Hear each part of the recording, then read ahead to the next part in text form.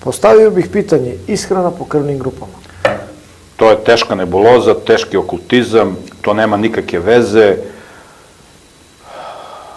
Znaš u čemu je, prijatelju, razlika između nekoga ko je A krvna grupa i nekoga ko je B krvna grupa, ili ko je nulta krvna grupa, ili ko je AB krvna grupa?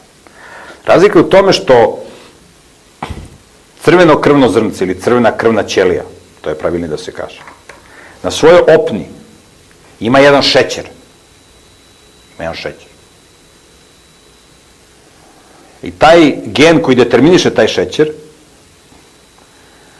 može da bude u svojoj izvornoj varijanti, to su ovi koji imaju A krvnu grupu. Ovi koji imaju B krvnu grupu, oni imaju taj gen za taj šećer koji ima jednu mutaciju.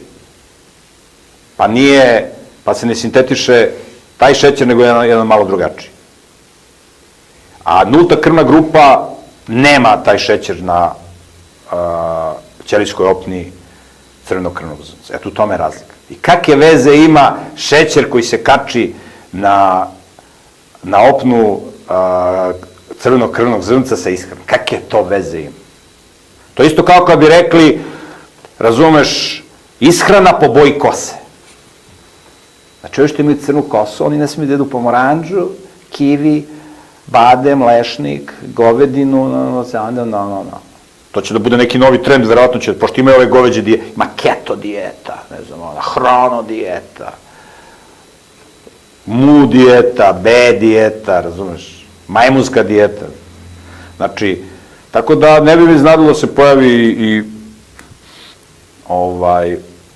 ishrana po boji kose, ishrana po boji očiju,